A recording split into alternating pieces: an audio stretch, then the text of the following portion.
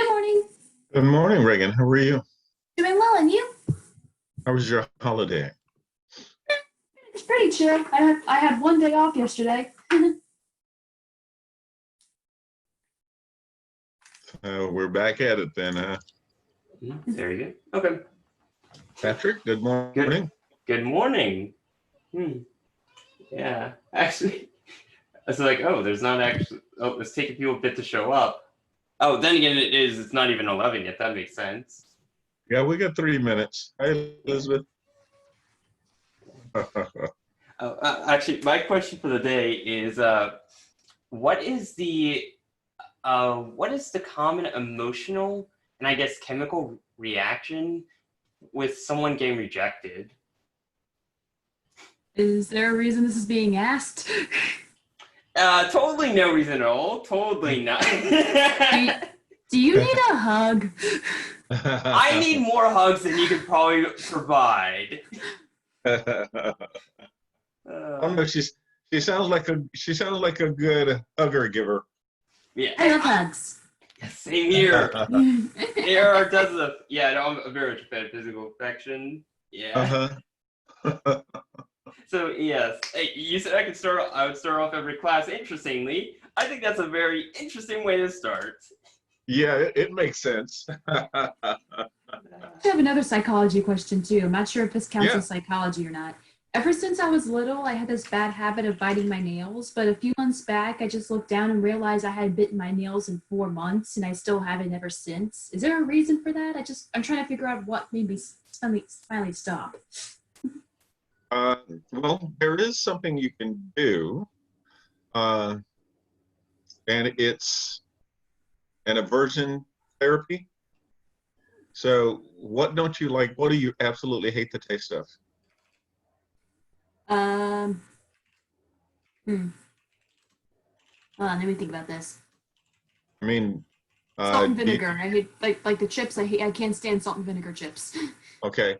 So, for a number of days, put salt and vinegar on your fingernails. Yeah, because but the question was, I realized I actually stopped biting my nails, like not even knowing I actually stopped, and Uh-huh. I haven't bitten them in months. I'm just trying to figure out, okay, what happened to me that made me finally stop. Yeah, the trigger, I don't know what the trigger would have been, but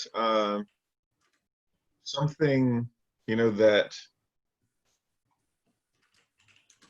first caused it, right? And it could have been a nervousness.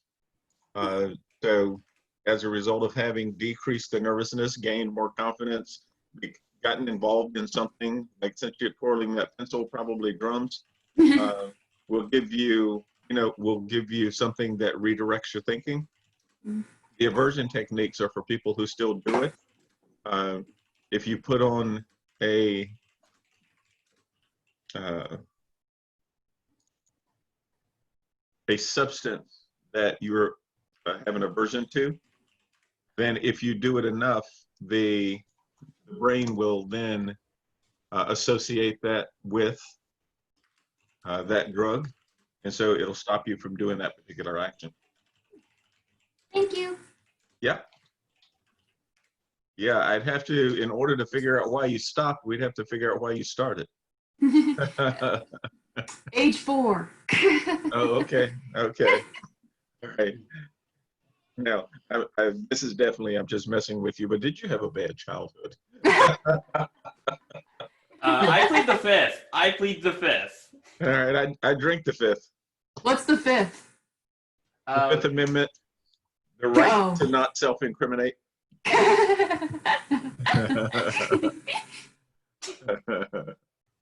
it's fun to say. I enjoy saying it where it's like anything like a question like that comes on up, and I'm just like, I plead the fifth. I just like going, objection! Objection overruled, Mr. Wright.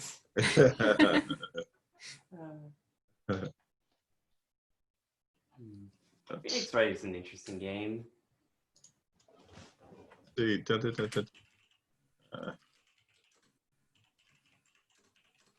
interesting.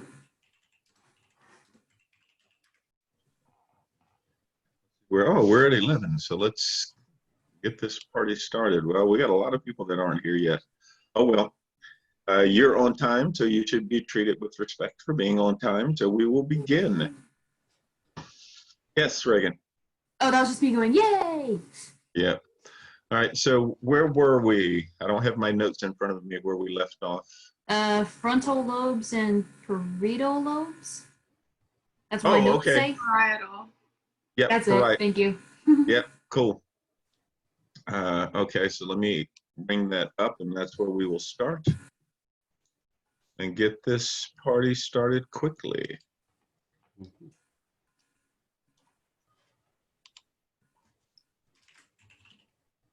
Yeah, I was a bit spoiled having yesterday off.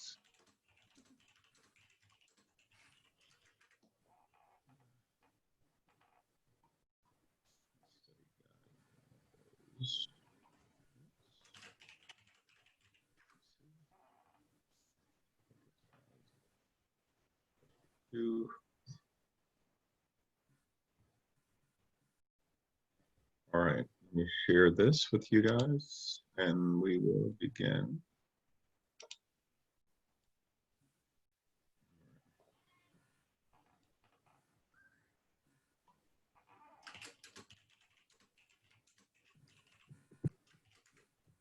Okay, that's get close.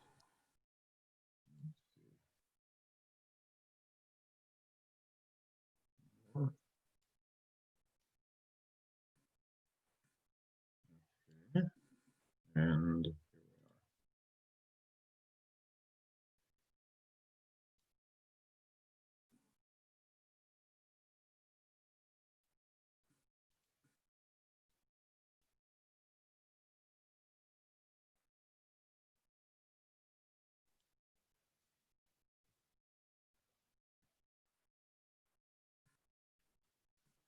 all right.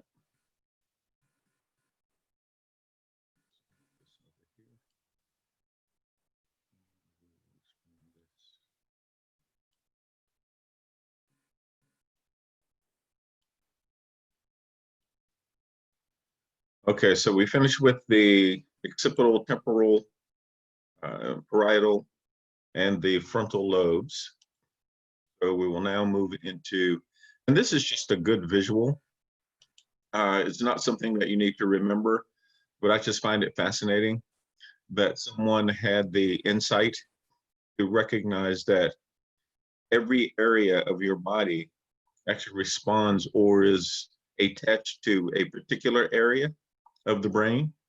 And so when you look at the left and right hemispheres, it actually shows you where, depending on a concussion or something like that, that impacts your brain area or could impact it, could have the resultant area there. So Reagan, let's go back to yours, because your fingers and thumb, right? If we look at the left and right hemisphere, with this being the front and this being the side, then this would be your frontal lobe.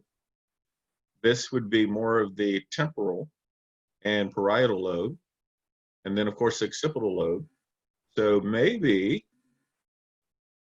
this area right there. So you braiding your hair too tight. I'm just joking. I'm just joking. All right. But this gives you areas, right, that shows where responsible areas of the brain would be controlled or managed. Okay. So as I said before, I think I said before, the corpus callosum is the membrane that separates the left and the right hemispheres of the brain. And it allows for the transference of information. Remember that your left eye feeds your right brain, your right eye feeds your left brain. And so the corpus callosum allows for that transference of information so that something makes a complete whole. For instance, if you visually make images and add depth and value in the parietal lobe, but the function for that is in the right hemisphere, then the left hemisphere may be the one that actually recognizes and puts labels to images. So So in order for you to have a complete view, then of course the information would have to transfer across the corpus callosum so that the left and right brain information is being sent back to the visual cortex. And of course you see depth, height, and color and all of those things. So that's the idea with the corpus callosum. Now, split brain research, this is more neurological, although it shows how the corpus callosum can manifest itself or cause differences. In some instances, it is medically prudent to separate the left and the right hemispheres. For folks who tend to experience epileptic seizures, they've found that a lot of the seizures diminish or stop completely when they sever the left and the right hemispheres with the corpus callosum. If they sever the corpus callosum, they stop having those seizures or as many. And as you can see in this particular side, since the left eye is feeding the image of the screwdriver to the right brain, but if the vertical left hemisphere of the brain is responsible for sight or for seeing or making sense, then they see nothing. So now, what did you see?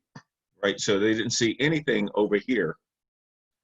So with your left hand, pick up what you saw. So now with the left hand, they reached over to pick up the screwdriver because it's still left-right association. But when you look at the other, now you picked it up, but what did you see? Now, because what they saw was as a result of the right eye into the left brain that made sense of that. They saw the baseball even though they picked up the screwdriver. So split brain research is pretty significant, but that's the idea because of the sever or a damage, severe damage to the corpus callosum. All right, so to end this chapter and go into chapter 3, a 56-year-old female has suffered a recent stroke. She speaks in a curious manner resembling fluent English, but the phrases make no sense. You find that she comprehends your verbal or written instructions perfectly and even can write them down, but cannot repeat them verbally. You quickly diagnose the problem as a lesion in which part of the brain? So type that in the chat room. What would you believe to be the reason for this particular scenario? What supports it? So type it in the chat room, and then I will hold that for 10 seconds for you to type in your answer. 10, 9, 8, 7, 6, 5, 4, 3, 2, 1. So let's see. All right, left side of the temporal lobe, temporal.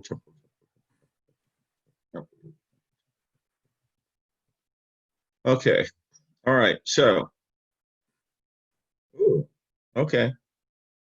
So Pete looks like he got it, right? Because it is the Broca's area, which would be the frontal lobe. Remember, the temporal lobe is responsible for language comprehension. And so according to the statement, she comprehends verbal or written instructions perfectly. So that means the language comprehension area, Wernicke's area, is probably fine. But when she tries to repeat the command, now she can't do that in a way that is fluent. So that's speech production. The speech production would be in the frontal lobe, and that would be Broca's area. Okay. All right, so that's chapter 2. Any questions before we move on to 3?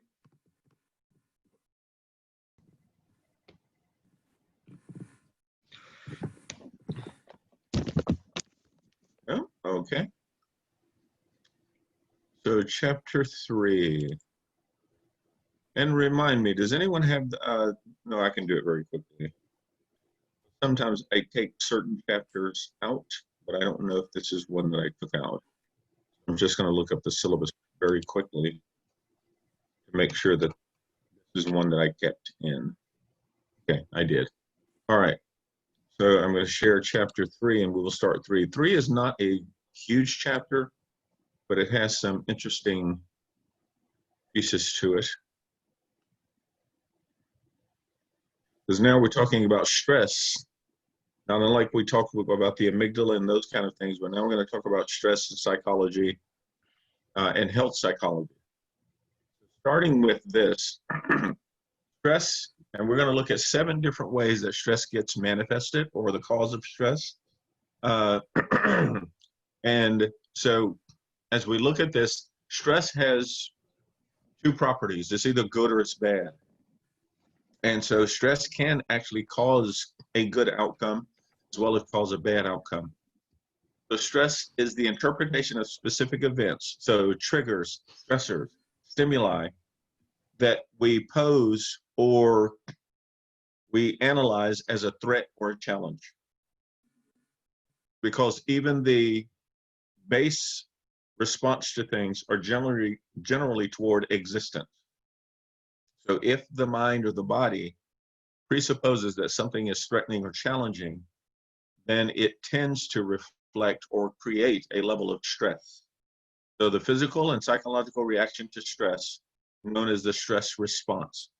And so again, once we see a trigger, we're going to respond to whatever that trigger is in some form or fashion. So the stressor, a trigger or stimulus that induces stress, and we'll look at how it does that or what happens. So acute stress. Now, things that we get over quickly. So short-term state of arousal is a response to a perceived threat or challenge that has a definite endpoint. Now, we may recognize or at least perceive danger, and as a result, we have a state of arousal back to the sympathetic nervous system. However, we quickly realize that we were wrong. For instance, sometimes if you're walking out at night and you are walking alone and the shadow of a tree, all of a sudden you see that shadow come up behind you, then that short-term state of arousal kicks in. But then when you turn around and realize that nothing is there, now that stress, the parasympathetic system kicks in and it minimizes the threat or eliminates it. Chronic stress, though, is when it stays. It is a long-term state of arousal in which the demand is perceived as greater than the inner and outer resources available for dealing with them. So think about PTSD, which we'll talk about later. But someone relives over and over a continuous state of arousal that disallows them the opportunity to relax or calm down. Someone who's been bullied, even when they're not in the environment, they still hold on to what possibility exists when they return to an environment, specifically or more particularly school. So when someone goes in, they've been bullied, they will still carry that fear, even though they may not be at school, because the instance remains with them. So that would be chronic. So the demand is perceived as greater than the inner outer resources available. So the brain, chemical imbalances, and even outer resources, therapy, treatment, someone trying to help, that would be aligned with acute stress. So there are 7 major sources of stress. Cataclysmic events, and we'll talk about each of these and the differences.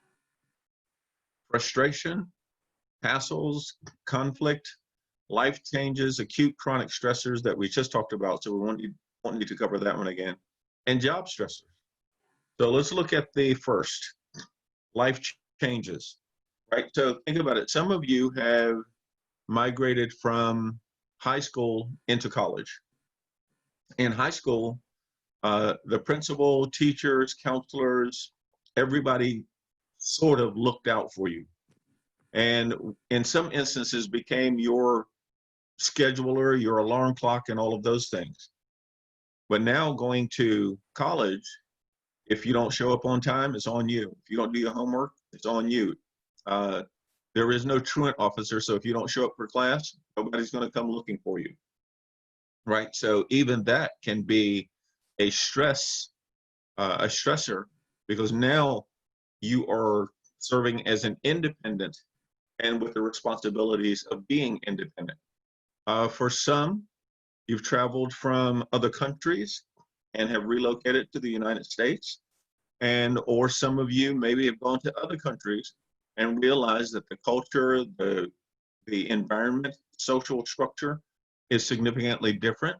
And for those who adapt very quickly, it may not be as large of a stress, but for those that see that some of the things that happen here are completely juxtaposed to the things that happened where they were first conditioned, so that could be stress. And so Holmes and Rahi believe that adjusting to major life changes causes some degree of stress. Even as we look at COVID-19, a lot of people that are highly social are finding it very difficult to isolate themselves and to stay in an environment that is currently touted as being more health oriented. But a lot of people are pushing that and putting that to the wind, and they are going out and sitting out and going to clubs and doing whatever they're doing. All right. The social readjustment rating scale measures the magnitude of stress, and these scores have been correlated with illness. So just as we looked at before, when we looked at the peripheral nervous system, stress causes a redirection of blood flow and a redirection of oxygen, shuts down part of the processing centers of the brain. So if there is chronic stress, and that stress maintains itself for a long period of time, then just as that chart showed, there are going to be areas of the body that are deprived of oxygen and of blood flow, that it normally gets its nutrients and other chemicals and hormones that aren't being supplied. Let's see, wait a minute. Life changes. Okay, chronic stressors we talked about. So again, state of ongoing arousal in the parasympathetic system cannot activate, right? So again, not the acute, because the acute, if it's acute, it's short-lived, which means the sympathetic system does kick in, but the parasympathetic system calms down. With chronic stressors, because they are long-term, then the parasympathetic system is not triggered to activate, and so the relaxation phase doesn't really kick in. And so you stay in a state of arousal. These are real because there are people with exam anxiety or test anxiety, writing papers. Some people have tendencies not to do the paper until the last day. And then of course, life happens, and then they become concerned or stressed out that they aren't going to get it in on time, or they miss a deadline or something like that. That's the idea of chronic stressors if you allow that to manifest itself over a long period of time. Job stressors. Over 6 million people have been laid off as a result of COVID-19. And I was just talking with one of my colleagues, and she's doing some coaching for a company that's getting ready to lay off another 3,600 people, and another company going to lay off 800. But think of that work-related stress, but also unemployment, being laid off. And for some people, it's a stress to be the ones not getting laid off. Because the people who are laid off know that they need to get a job. They know that their role there at that company has ended. And so for them, at least the reality is evident that they need to do something. The people who are left don't know if there's going to be another layoff, or because they're left, now they may have to pick up the slack for those people that were laid off. So a lot of things can happen with job stress. Conflict. Now, conflict is different than frustration. So conflict, and we'll talk about frustration later, but conflict is a forced choice. between two or more different and incompatible demands. So conflict only exists, or generally only exists, because you have a view and a perspective that you are adamantly supportive of. But whomever is offering you a different choice is not allowing you the flexibility to choose the one that matters to you. So that creates conflict, which again, because it's conflict, that means a dissatisfaction in having our needs met. So subsequently, it increases stress, causes stress activation. Burnout. That one's self-explanatory, but we'll go through it just in case. State of psychological or physical exhaustion resulting from chronic exposure to high levels of stress and little personal control. So we can take this right back to the job stressors. Someone who's now having to pick up the responsibility for 3 people when they were only doing one job before. People who are laid off but don't have a lot of options to be rehired or to find job satisfaction. And there is also people who have just worked so long and they don't see the value in their contributions anymore. That can also cause burnout. So high levels of stress and little personal control. Hassles are actually recognized, as you see at the italicized words. Sometimes people believe that hassles are actually more significant in creating stress than the other major life events. Why might that be the case? They're little everyday things that you see every day, and the repetitive seeing that they're there might get to your head. That's part of it. That's absolutely part of it, right? So think hassles tend to be the little problems, right? Oh, they didn't look at me today. They didn't text me back. They didn't do this, right? But those things are very quickly overcome. However, they add up. And so when those hassles, because hassles are considered so small and insignificant, we tend not to deal with them. We just let them pass. But what happens is if one thing occurs and you don't deal with it, the next time it occurs, now it has double the value of the first time. I use the analogy of walking on the beach. When you're walking on the beach barefoot, the sand feels really good because those individual grains are so small that they're insignificant. You don't really pay attention to them. But if you have 3 or 4 of those pebbles that stick together, now, even though still made up of those same little grains of sand, now it becomes something that can hurt. And if you continue to accumulate, then it becomes something that not only hurts, but can cause anger. So hassles, because they aren't immediately dealt with, build up over time. And then that final release is as a result of all of those instances added together. And that's why hassles can be considered a higher stress condition than the other major life events. Frustration. Unpleasant tension, anxiety, and heightened sympathetic activity resulting from a blocked goal. And that's the key. We each have our ambitions. We have our goals. We have the things we want to achieve. I've had a doctoral student who, and I had maybe 10 assignments over the semester. And because doctoral students generally don't take exams, they simply have to write and their writing is graded. Well, at the end of the semester, last 2 weeks of the semester, this particular student had only done one assignment. But I mean, the classes are about $3,000 a class. So 2 weeks before the semester ends, he calls and says, "Oh, I had all of these things going on. Is there any way that I can make up all of the work?" Well, when I say no, now that goal that the student had to complete that course over the semester is now blocked, and they don't have a way. You can negotiate, but in this particular instance, there was no way to circumvent that, and subsequently was highly frustrated. Fortunately, he took ownership of it, but reality was there. They had a goal, and that goal was not achieved. So that's frustration. Okay, and then now we can look at this as we look at conflict, it can be approach. So let's say that someone says, I've got a job that will pay you $50,000 a year, but you have to travel 40 miles to get there. You got to go from Dulles or Sterling to Bethesda or Silver Spring.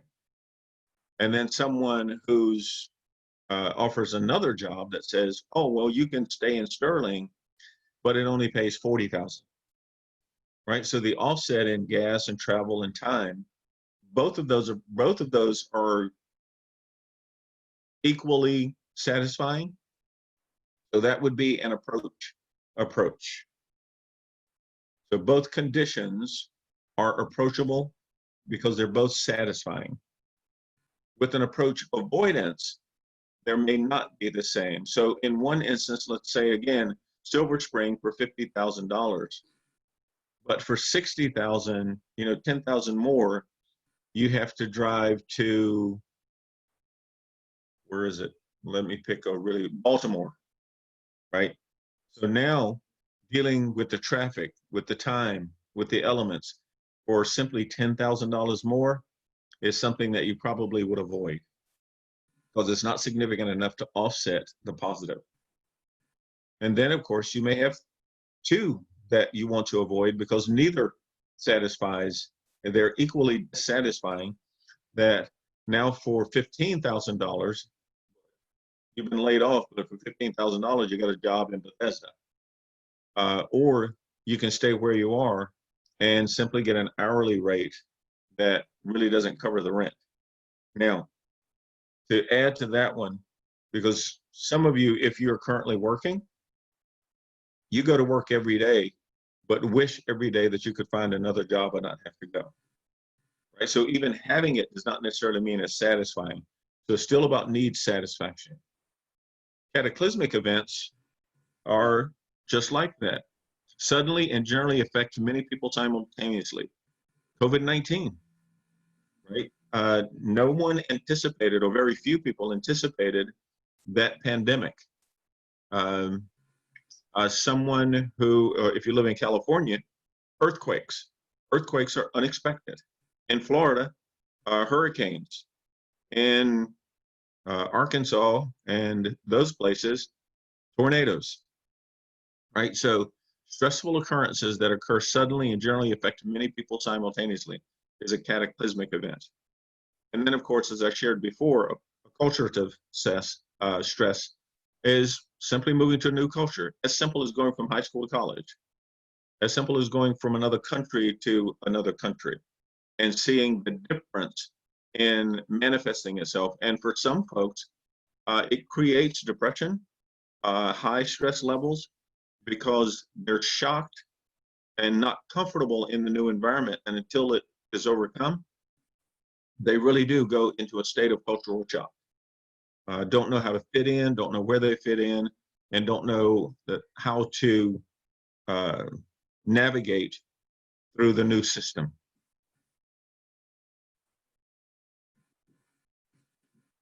All right, so psychoneuroimmunology is a force. However, as Dr. Lipton pointed out, generally, there is no one gene that causes cancer. May not be one particular thing that causes periodontal disease, even the common cold and these other items. However, because it is the abnormal operation or functioning of multiple parts of the body due to stress, there's a higher probability that these particular immune system issues can occur. Right, so Alzheimer's, remember we talked about that when we looked at the neural connections, the neural pathways, and if they are affected over time, then it can also impact the ability for memory and other things. Cancer is presupposed that there are 12 to 14 differing genes that contribute to the existence of cancer is something as small as a common cold. Common cold is a virus that impacts, lungs, and most of you, when you get a cold, your sinuses are impacted, you cough, you do all of those things, multiple areas. But stress, again, tends to minimize oxygen and blood flow to certain areas of the body. And as a result, these things become more prevalent, or the possibility of them becomes more prevalent. All right. On our cognitive functioning, now again, Alzheimer's, dementia, those kind of things.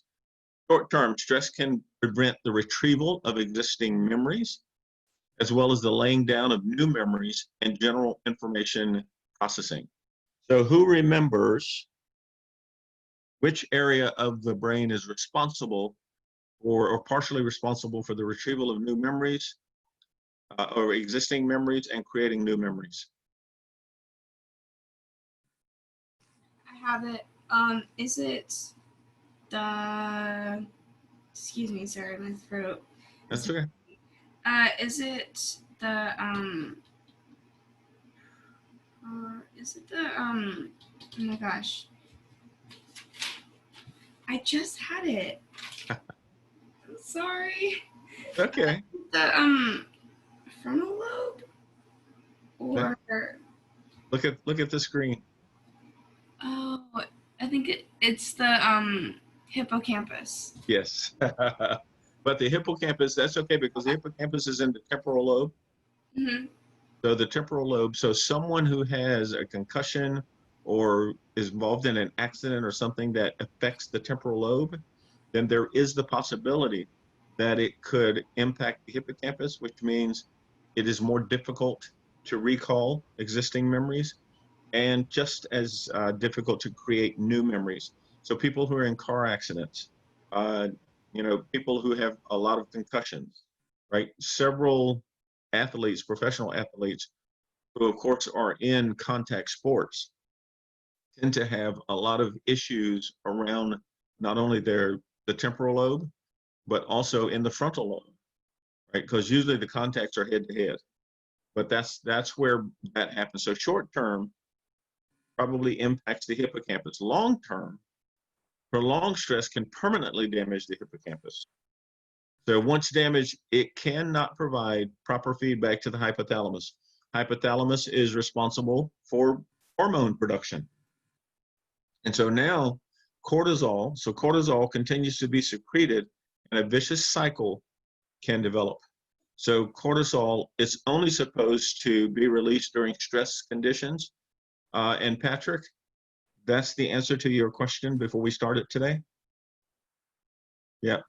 So because those conditions that you discussed cause stress and anxiety, then this is one of the hormones that is produced, but it's supposed to be produced only during that instant. And then when the parasympathetic system kicks in, it's supposed to diminish. Mm-hmm. However, because it can't tell the hypothalamus to shut off, it continues to produce cortisol, and you stay in that high-level stress condition. Okay. Gotcha. Okay, cool. I have a question. Yes, ma'am. Could you actually go back to that slide? Yeah, sure. So you said that cortisol continues to be secreted even when the hypothalamus has been damaged?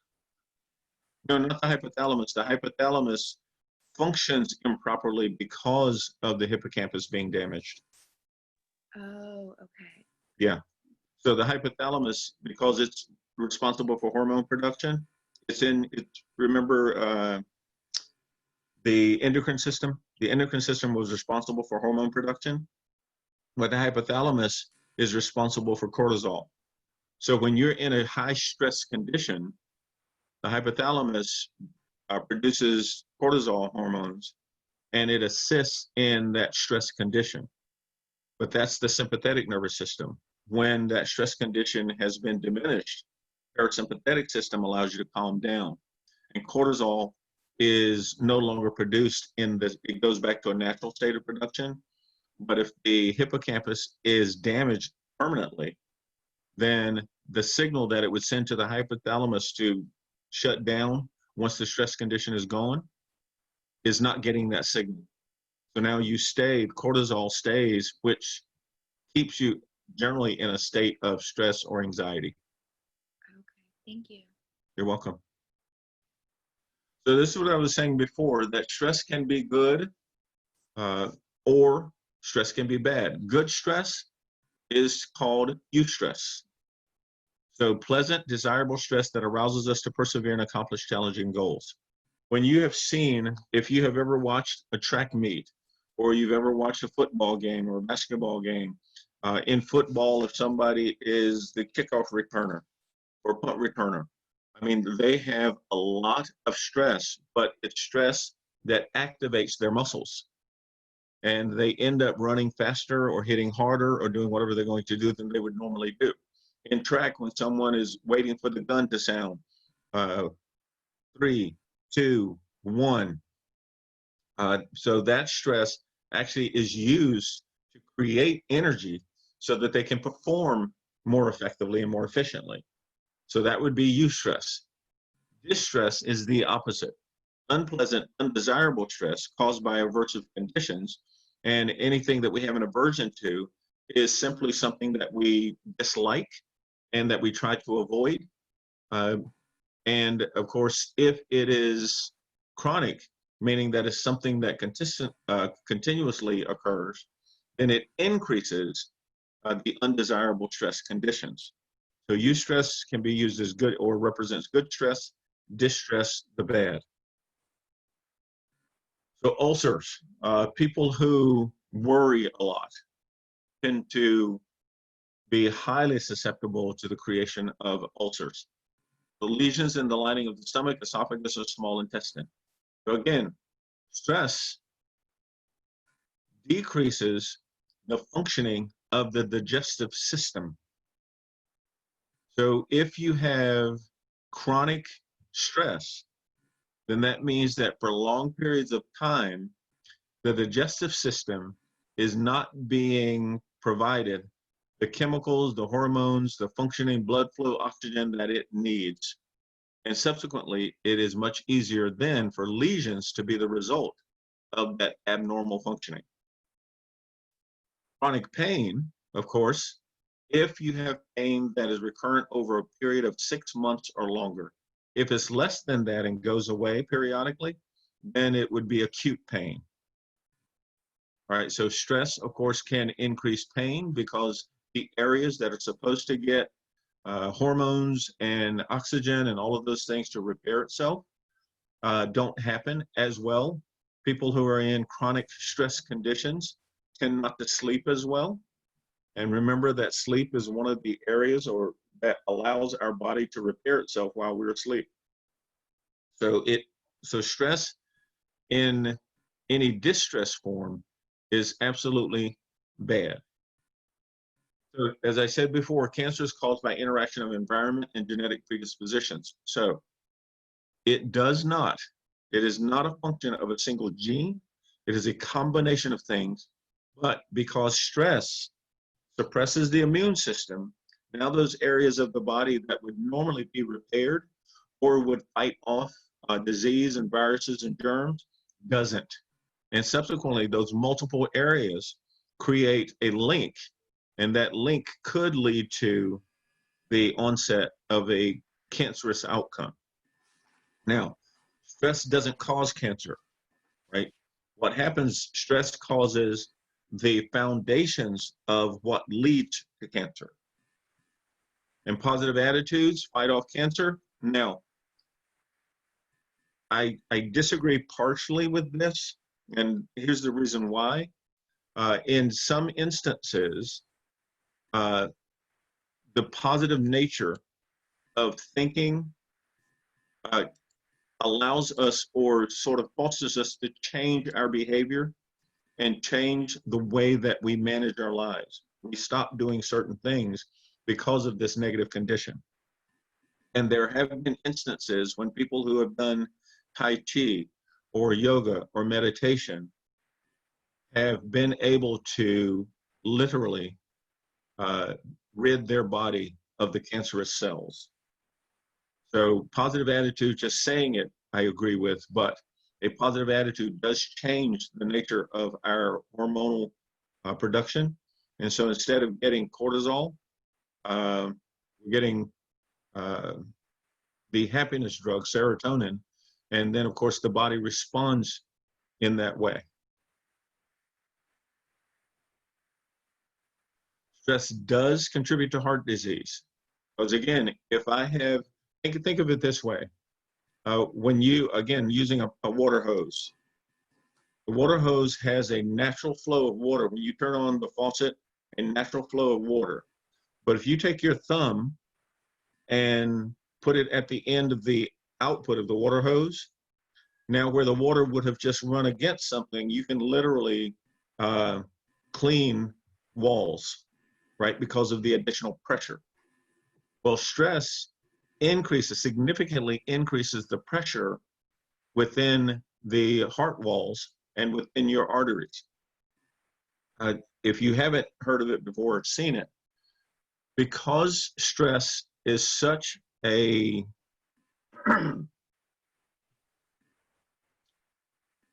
strong reaction that there have been people who've literally lifted cars off of people and before probably couldn't have picked up a tire. So the amount of pressure that is induced as a result of stress can become highly damaging if it is chronic. Stress stays over time.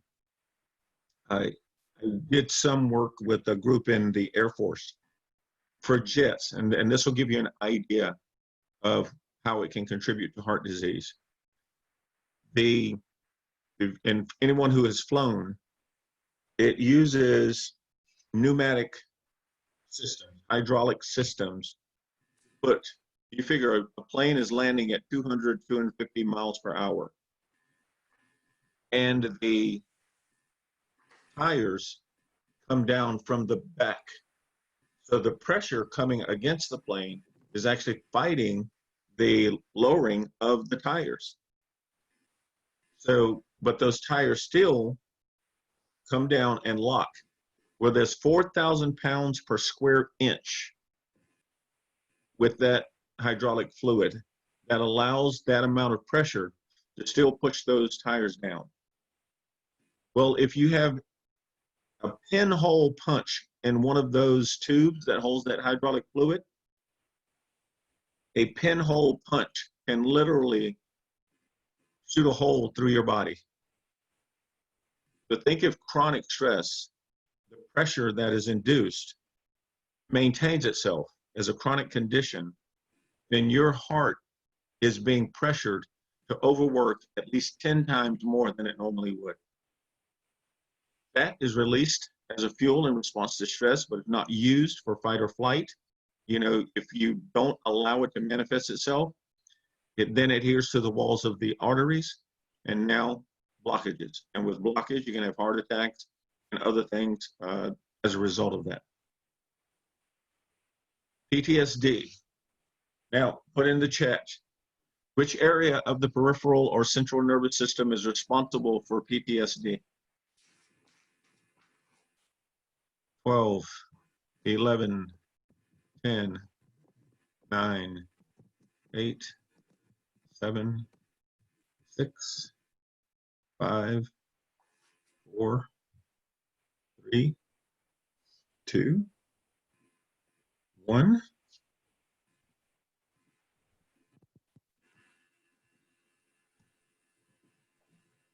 Okay, it's the sympathetic nervous system.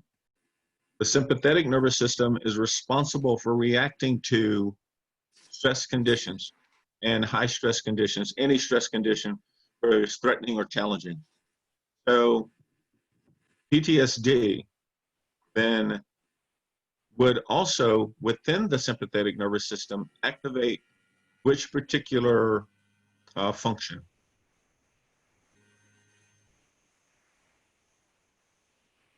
the arousal of the body. Is that what you mean, Professor? Yes. So which part is triggered as a result of the sympathetic nervous system being activated? The Fight or flight. amygdala to start It's the the fight or amygdala, flight system. right? The amygdala is what is responsible for triggering the hypothalamus to create adrenaline and other hormones that will increase your ability for fight or flight or even freeze. So, with post-traumatic stress disorder, the sympathetic nervous system is activated, but the parasympathetic system does not get activated. And subsequently, they stay in a chronic stress condition. So characteristics of PTSD, post-traumatic stress disorder, there's direct exposure to trauma. And now this can be through experiencing it, or you can simply see it. I mean, the people during 9/11 who were outside and saw the two towers drop had just as much PTSD or effects as people who barely escaped it, right? So you can simply witness something and still be susceptible to PTSD. Recurrent intrusive symptoms, because the feelings, memories, dreams, whatever they are continually experienced. Again, the parasympathetic system does not allow the body to calm down, so subsequently it stays in a high state of stress. And those triggers are what causes it to stay in a high state of stress. Avoidance symptoms, losing interest in previously enjoyable activities, right? Because this stress condition wears the body down. And as a result, those things that normally would require energy are no longer as inviting. And then, as mentioned before, chronic heightened arousal and reactivity. So now it's easy because those triggers exist, then it becomes a habituation, right? So now you expect those things to happen. And since you're always on guard for them, it increases the possibility of that response. A gentleman I worked with who had gone to Vietnam came back, and when he came back for the first 2 years, if a car backfired, he would drop to the ground and scream for people to get down. Because for him, that idea of loud noise, bombing, shooting, whatever it was, manifested itself as a continuous trigger. And subsequently, when anything that represented that put him back into the environment where he was when that was conditioned. So PTSD becomes that particular issue. They're trying to work with virtual reality to inject people back into those situations to help walk them out of it so that it doesn't stay as evident in their mind. Now, also,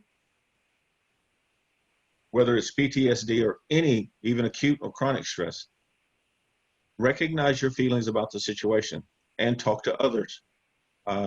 Self-management of stress doesn't tend to work because you're already housing the triggers and the stimuli that cause the condition. But by exposing it, it allows either others to share where they have similar things and how they've managed it, and or it allows you, as a result of that release, the interaction with someone else, it creates a different hormonal structure in your body and your brain, and it becomes easier to deal with. When you see people who get angry, now they don't always do something physical, but if they go outside and scream to the top of their lungs, then they tend to come back and it's like, okay, I'm all right now. So the body responds to satisfying that sympathetic arousal and then allows the parasympathetic system to be activated. Be patient with whatever the conditions are. Some people are going through conditions and they aren't ready to open up to others. But if they're allowed enough time to reason with it, it tends to make it easier to deal with. And of course, get plenty of sleep because that's when the body repairs itself.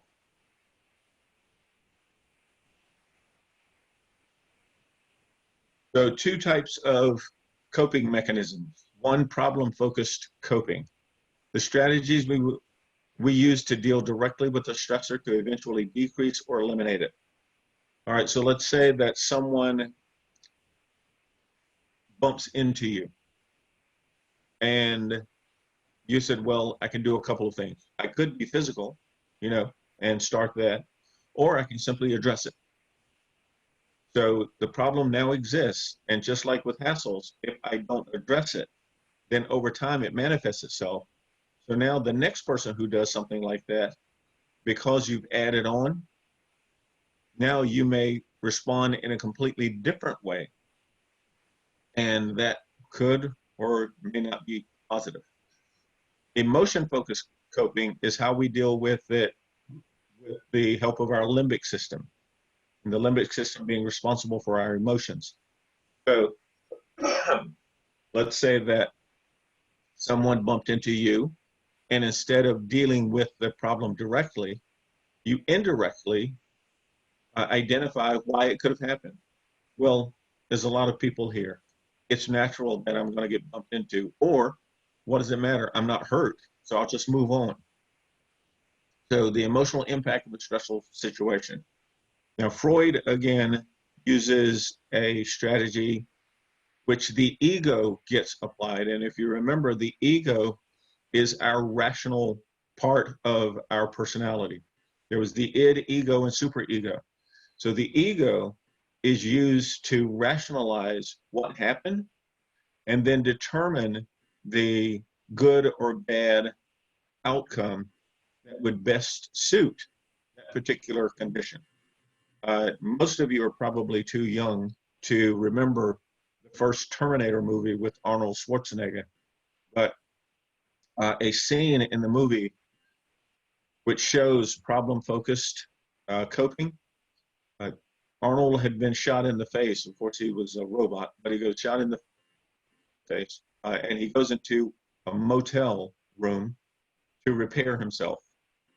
And the manager or the cleaning guy, whomever it was, comes up and beats on the door. I need to get in. You haven't paid, or whatever it is.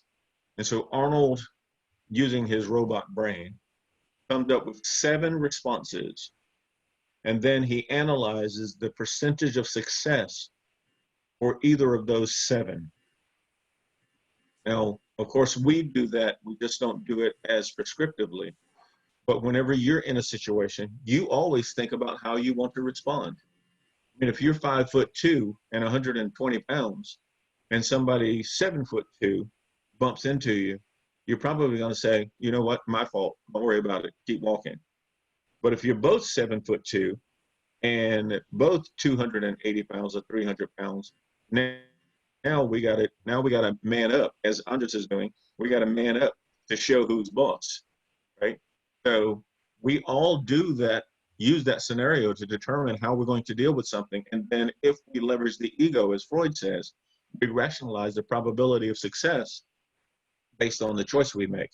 If the choice has a high probability of success, then I will probably do that. And if it doesn't, I probably won't.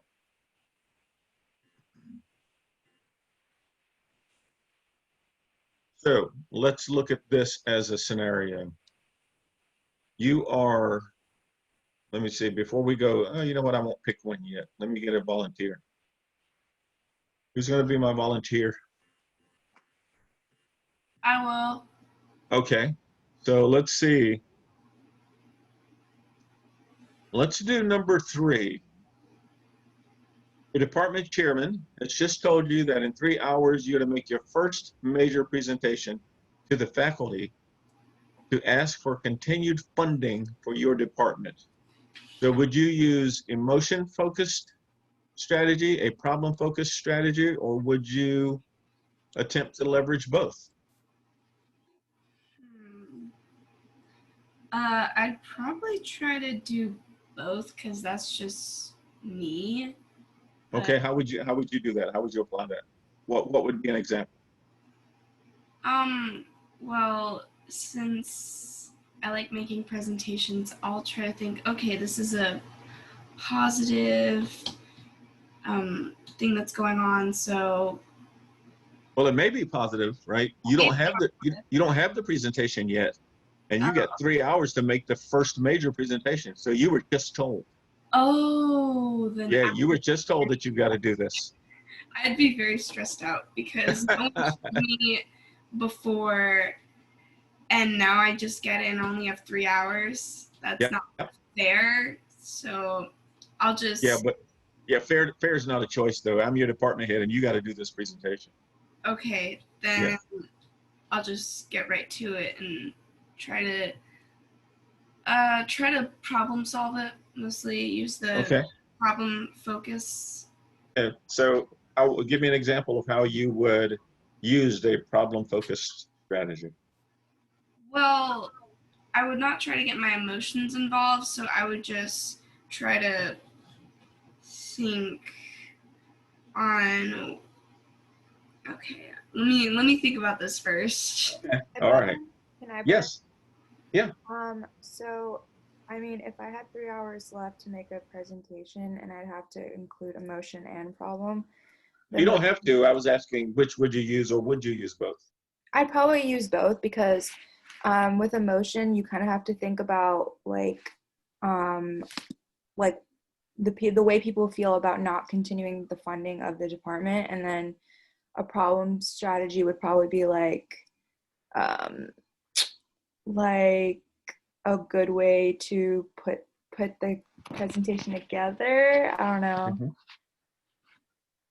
Okay. All right. So I'm gonna because both of you are on the right track, right? So one of the ways for a problem focus is the idea that you have to do a presentation. So yeah, maybe I try to find someone who's done this before. I doubt it's the first time that somebody's asked for funding for their department.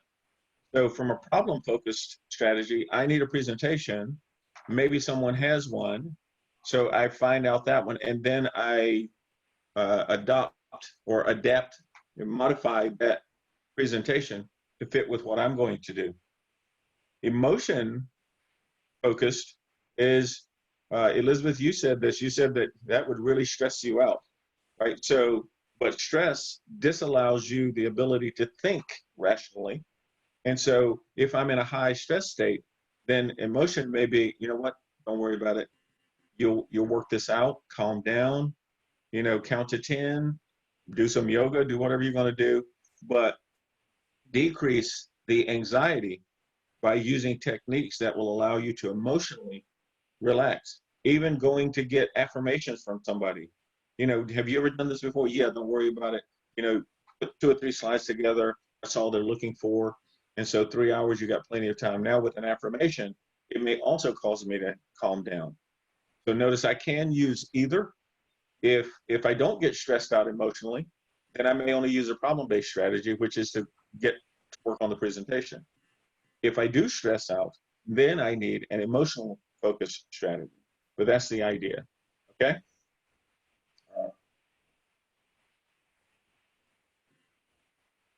Okay, so if I believe I have control over my situation, and I believe that the accountability and the responsibilities are mine to own, then it is considered, according to, I believe this is Rotter, an internal locus of control. So if you think about your sphere of influence, this is saying that internally, your self-confidence, self-awareness, self-efficacy, all of those things are working in tandem to say that I am responsible and I have control over my own outcome. However, if you're someone who likes to position their faults and errors and inefficiencies to someone else, then it's external locus of control. So even using the statement at the bottom, if a student does poorly on an exam, do they attribute it to their own effort? I didn't study well enough. I didn't get in a study group. I crammed before the exam. I know that I can do better. All of those things are internal locus because they're taking ownership for not being as effective and efficient as they would want to be.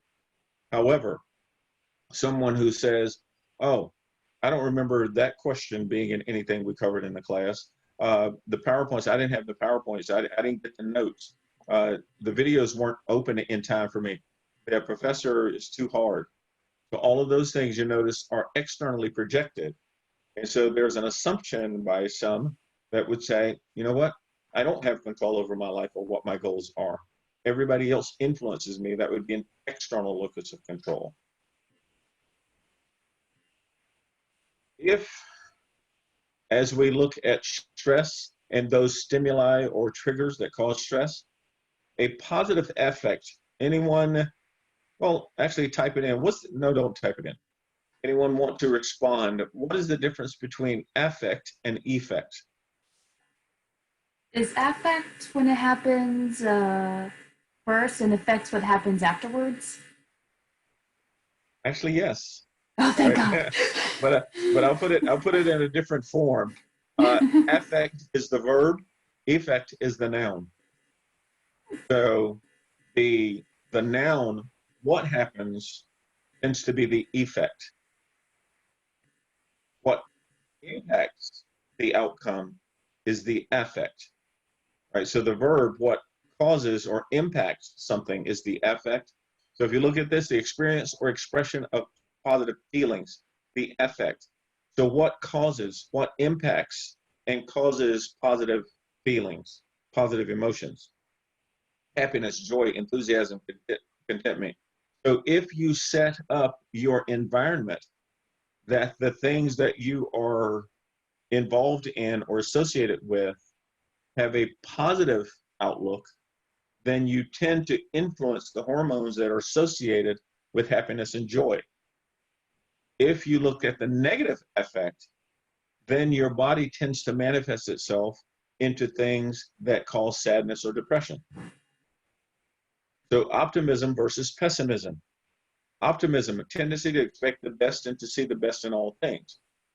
I look at the silver lining instead of looking at the dark cloud. Pessimism looks at the dark cloud and says the silver lining is just a byproduct. It's not real. Those who associate a lot of their lives with Murphy's Law, if it can go wrong, it will. That's a pessimist. An optimist says, it could go wrong, but I don't think it will. Right? For some of you, and hopefully not too often, but if you ever haven't gotten the grade that you wanted, you may have looked at that and said, and I'm talking about a single exam, but it could apply to other things. And you look at it and you say, you know what? I wanted a 95, but I got a 75. Most often, if you're an optimist, you look at how you can improve that score by changing the way that you study or associate or listen, whatever, with it. Pessimists would only focus on what they got wrong. So again, they aren't looking for how they can improve. They're looking why they are where they are. So MBSR, so mindfulness-based stress reduction. A lot of positive psychologists and therapists are using this now. And it's a state of consciousness that attends to ongoing events in a receptive and non-judgmental way, meaning it is what it is, right? The environment, the culture, the things, you don't control everything around you. And since you don't control everything around you, you have the ability to either associate with it negatively or positively. But realizing that reality exists, and sometimes things aren't going to go your way and other times they are. But realizing that if you promote a conscious state that makes you receptive to differences, it promotes less arguments, it promotes less anger and less stress. Not worried about that one. We're going to ignore that one. Okay. Techno stress, as I said before, one of the greatest addictions today is cell phones, and another is social media. Right? The feeling for some, and I don't know whether you guys do this or not, but for some people who are big into tweeting and texting and whatever the other stuff is, when they put something out there, if they don't get 1,000 likes, they feel like they've failed. but they will sit at the phone and wait for those replies to come in, those responses. Others will look at it and say, you know what, this is just my opinion, my impression, my perspective. I put it out there. If anybody responds, cool. If they don't, cool. But a feeling or anxiety of mental pressure from overexposure or involvement with technology. As I said before, most of you, if not all of you, when you got up this morning, the first thing you did was reach for your smartphone or your something like that, because that connection now has created habituation where you feel uncomfortable not being exposed to the information that is being submitted by everybody. And even though I can't see it with everybody because you aren't showing it to me, but I'm sure some of you right now, during even this, have been looking at your cell phone or texting or tweeting or trying to figure out something. Yep. Even if it's talking in class. Oh, how are you doing? Oh, what are you? Right. Some of those things. Right. So thank you, Reagan, for not being one of those. But there are, I mean, guys, it's crazy, but I was at the campus 2 semesters ago. And now, again, I share with you that I do most of my work is cognitive behavioral. So I look for expressions, micro expressions, behavioral moves, and those tell me without anybody ever saying anything what's going on. So I had 2 students who were toward the back of the class and laughing uncontrollably. Now I know I'm good at this, but I don't think I'm that good. So them sitting back there laughing continuously with their laptops open, you know, sort of looking sideways. It's like, you know, I know you're not paying attention to what I'm doing. So I started walking back there, and now here are the hands. If you can, I'll do it this way. So here are the fingers on the keyboard. And then of course, when I walk back, all of a sudden it's laptop down. Come on, guys. Even someone not trained would recognize that you're doing something you're not supposed to be doing. Yes, Reagan. May I make a comment on what my high school teacher once told me? Absolutely. He once made an announcement to the class. He goes, I know when people have phones when I see it, because no one looks down at their crouch and smiles without no reason. I'll have to use that one. Okay. So guys, okay, so that's chapter 3. As I said, it wasn't a very long chapter, but that's chapter 3. I want to do one other thing because I want to try to structure this so that we fit. We're currently at 9:08. So that was chapter 2. So we actually finished chapter 2 and chapter 3 today. So we will on Wednesday, because chapter 4 is a bit more involved. I'm going to check that just to make sure that that statement is true. The topic of discussion. Got to make sure it's from the reading. Nope, that's not it. Oh, here we go. Okay. Let's see.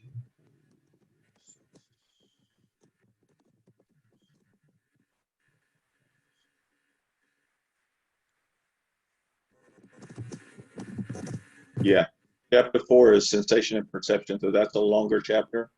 So I anticipate that it'll take us probably a couple of sessions. So we'll be back on track then, which means we will start on Thursday with chapter 4, and then we'll probably finish it the following Tuesday, which would allow us the following Thursday to do the review of chapters 1 through 4. So you get to bring in all of your questions and anything you need clarification on. And then that following week, according to the schedule, we should be on track to do exam 1. Okay. So any questions about anything we've talked about, clarification, points of interest? I'm not going to go into that chapter, so we will actually finish about 5 or 10 minutes early. All right, so remember to look at the syllabus because it does indicate when your first assignment is due. As I said before, because you can always turn it in early, if you don't make the deadline, then you simply don't make the deadline. All right, it doesn't get reopened. So have a great day. And Professor, I have a question. Did you Yeah. get my email with the proposal for the childhood story? Yes, I did. Okay, thank you. You're welcome. All right, so have a great day, guys, and I will Wait, see wait. you. Yep, okay. I'm not going anywhere. I'm just letting those who don't have a question can go. Did you get my email too? Who is this? Jessica? Let me see. Yeah, I did. Okay, I wasn't Actually, sure. I thought I responded. No, you didn't. No, you sent me one asking about the paper and which chapter to use. Yeah, 'cause I think Oh, I'm I think I sorry. missed something, and then No, like the childhood story. I'm not the childhood. I'm sorry, Jessica.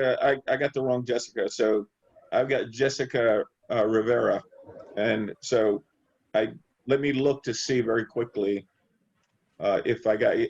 Guys, remember, if you don't have a question, feel free to check out. If you do have a question, stay and I'll address it because I'm not going anywhere. I'm going to look at the mail real quick, Jessica, and I can let you know. Okay. Let's see.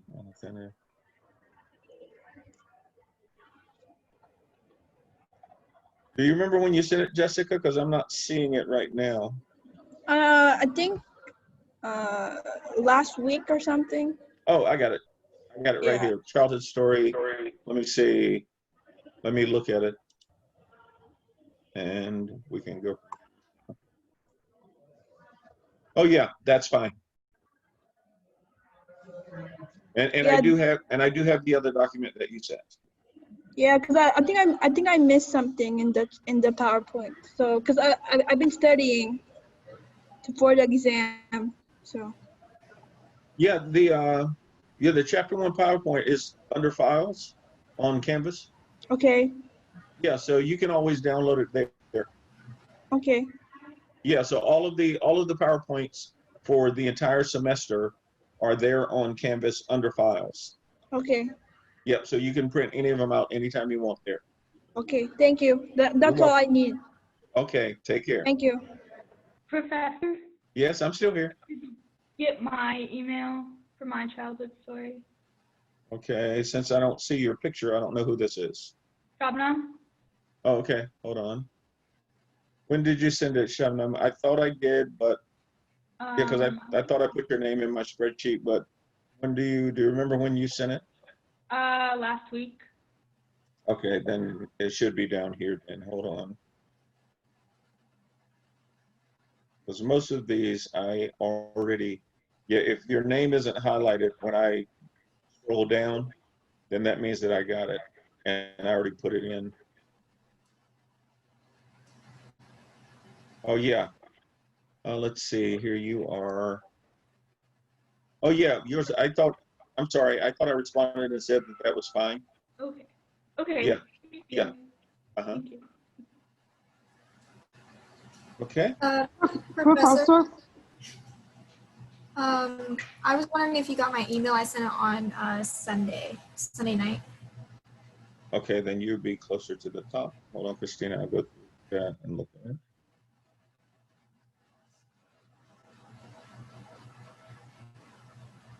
Yes, I did, and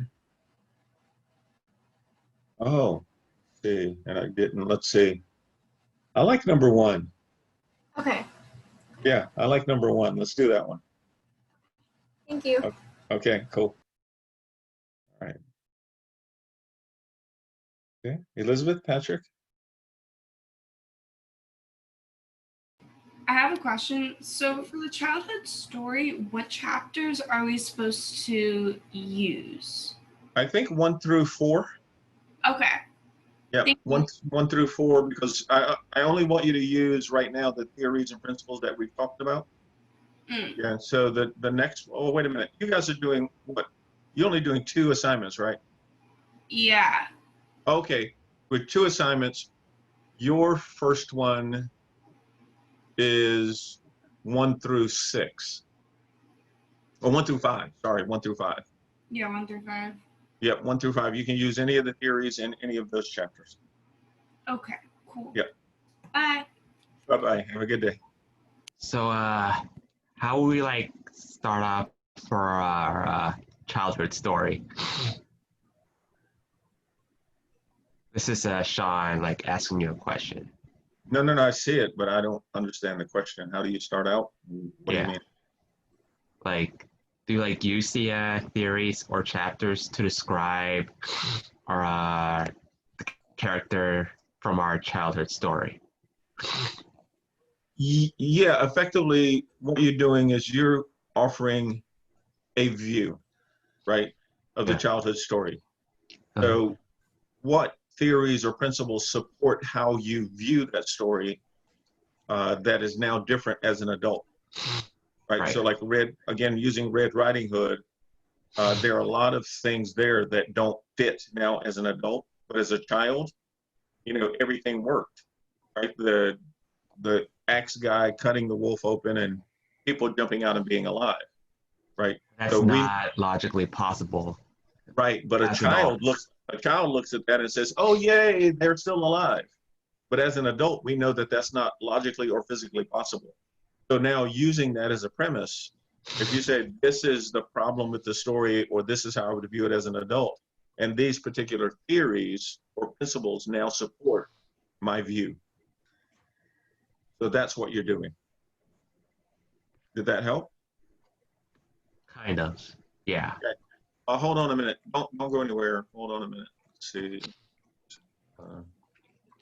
Just 9. I think I put something out there, but I want to make sure. Oh yeah, out under files.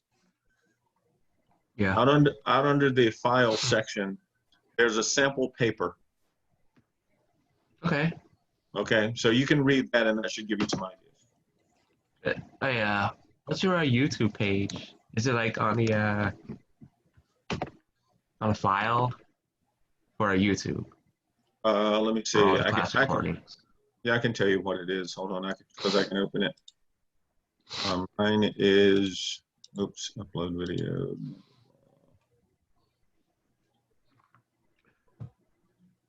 Let's see. Yeah, it's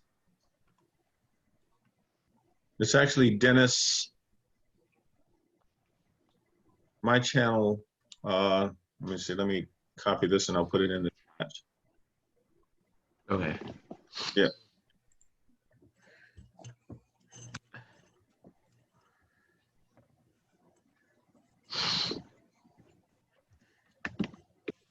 That's my channel. So all of the videos should be there. I like copy and paste on my notes.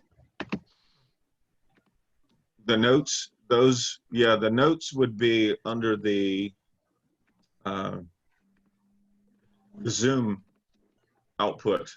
So if you want the notes, I would probably have to post those to the Canvas. So what I'll do, probably not today because I have 2 more classes today, but either tomorrow or Thursday, I'll create a notes folder on Canvas, and I'll take the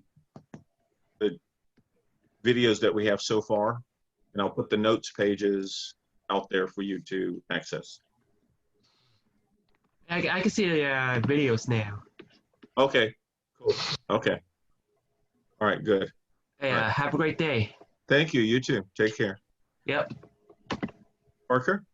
I was just wondering, Professor Humphrey, if you got an email from me about my stories. I should have sent you my 3 choices. Let me see. I can look very quickly. When was yours, Parker? Oh boy, it was a while back ago. Okay, then let me search this way. Yeah. There's your name. Yeah, it was on the 1st of September. Yep. Children's story number 3. Rapunzel? Yeah. Okay, got it. Thank you. You're welcome. Have a good day. Have a nice day. Thank you. All right, so Patrick, adios. See you later. Professor, I was wondering, did class start early today? The class didn't start early. We didn't actually start the class till 11:02. We were talking prior to that, but the class started around 11:01, 11:02. On my schedule it says the class started at 11:10. Oh, you know what? You're right. You're right. We did start early. I'm sorry. Because Zoom does not allow for incremental time starts. So my Zoom actually starts at 11, and I made the assumption that it was time to start the class. So yes, it did start early.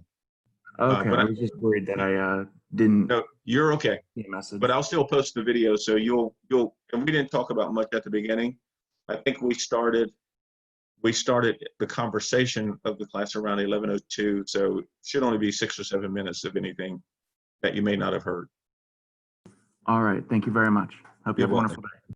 Thank you. You too. Take care.